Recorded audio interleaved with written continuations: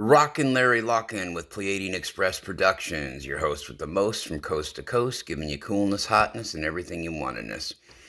Hey, I wanted to talk to everybody today about future technologies and embracing new technologies as we evolve as a society.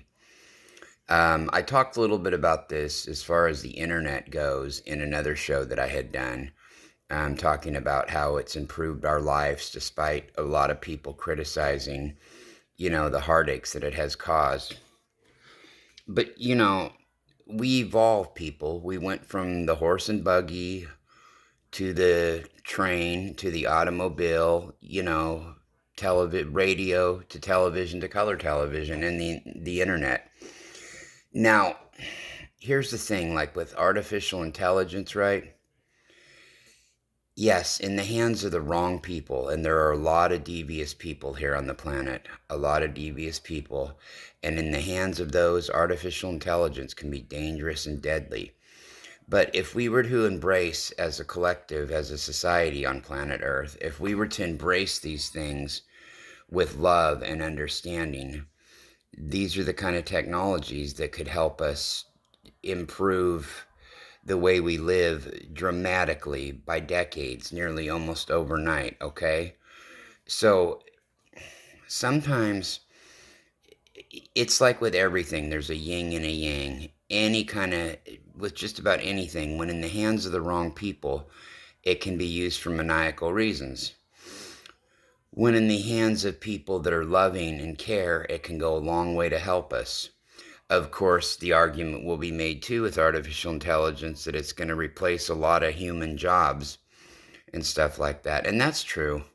That's why at some point we need to evolve to the point where we start looking at like a universal income for people. Okay, kind of like a shared economy, because there's just going to be certain jobs that are going to be wiped out and they're not going to be available. But that can't be prevented because technology evolves. Okay, it's just like with the possibility of the sun burning out one day. Okay, if humanity can survive the chaos that we're in right now, politically and divisively all over the world, and there are a lot of people awakening that are on the same path that want to see a peaceful world, especially the younger generation.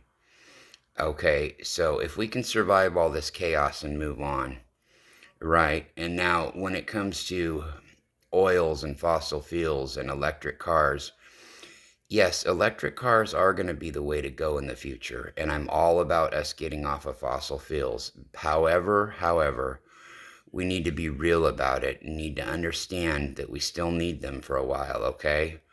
Maybe less and less, but we still need to, yes, unfortunately, we're going to have to drill, baby, drill a little bit more and get more oil for a little while as we transition into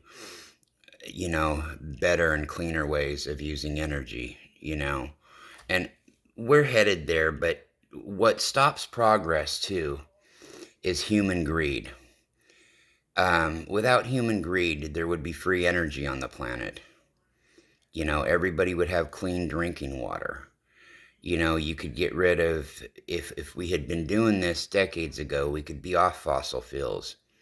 All those pipelines that run through the planet, right, that pump oil, those things could be used, cleaned out, and those things could be used to desalinate ocean water. So the whole planet has access to endless drinking water.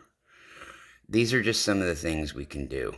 Now, getting back to that thing about the sun burning out one day.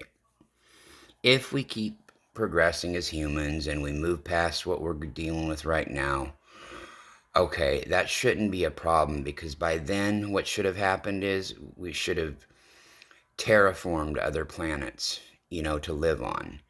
And there are techniques to be able to do that. You can, oh, I don't know, you can use different kinds of nuclear explosions and whatnot. I'm not really sure of the details, but you can use that kind of technology to kind of terraform the planet, to make it have an atmosphere, to make water start running there, to, just to basically give it an atmosphere. That's a little bit out of my realm of expertise, but Eventually humans will get there, okay? And it won't be probably, it'll be a long time, but in the next 100 years or so, I can see technologically us evolving to the point of doing that, because it's going to take a couple 100 years. Once you set that process in motion to terraform another planet to live on, it's going to take a couple 100 years, if not longer, to get that atmosphere in place, to get it to produce rain, water, all the, substances, everything that you need to live. All right. And by then, we should have the technology to be exploring different galaxies in space. And of course, I'm talking probably hundreds of years into the future. But this is where we evolve. We cannot be afraid of these technologies. We need to do our best to make sure that they're in the right hands of people, and that we're using them to improve our day-to-day lives and how we live, how our children are going to live, how our grandchildren are going to live. And by exploring space like that and terraforming other planets to live on, we should be able to provide enough substance for us to continue to evolve as a species and make sure that our species doesn't die out, you know what I mean? And we spread ourselves throughout the galaxy. Now that's way, way, way off into the future, okay? But there's a lot of work to be done between now and then, and we have to understand, when we're about being in service and gratitude to furthering humanity's cause, we have to understand that with most of this stuff, we're not going to see the fruits of that labor in this lifetime for us. We're just not going to see it. What we're doing, though, is laying the groundwork for our children so they can lay the work for their grandchildren, or our grandchildren, and then their grandchildren, and on and on and on and on. It's about moving it forward, but we'll see. We'll see where it goes, people.